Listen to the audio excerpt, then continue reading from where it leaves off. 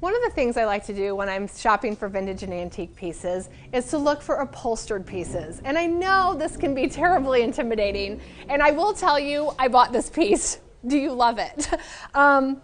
Most people laugh at me when I would tell them I bought something like this, but you have to really think beyond, think creatively of what a piece could be by looking at the structure of it.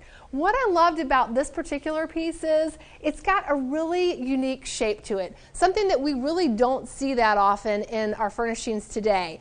So it's got this nice high back to it, a beautiful swoop, and even in the tufting here, it's not the typical diamond tufting that you would see in most of our furnishings. So I love this, and I'm going to remake it into something that will be truly beautiful. But the reason that I chose it is because it had other great qualities about it. First of all, it's very stable. It's a good solid piece. I don't hear any creaking or cracking. There isn't any evidence of the wood splitting or something that would be very difficult to repair. I also have a good upholsterer. So one thing when you think about when you're going to buy upholstered furniture is, are you going to try and do it yourself?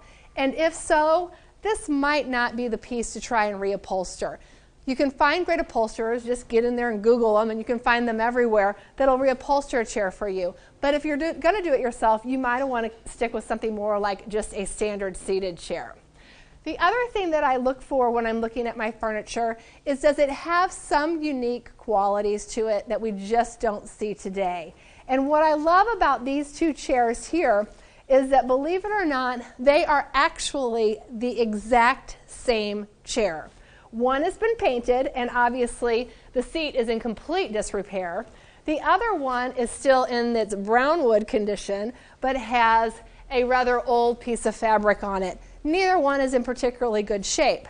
Now, this piece, you could actually repurpose them and just use them as two accent chairs, or you might want to get creative with them and possibly make them into a cute bench by actually having them face each other and have the sides together, or even putting them together, removing the center legs here and putting a new seat on them. So think outside of the box when you're looking at your upholstered pieces, and make sure that you're finding high quality, unique pieces that are within what you can actually repurpose yourself.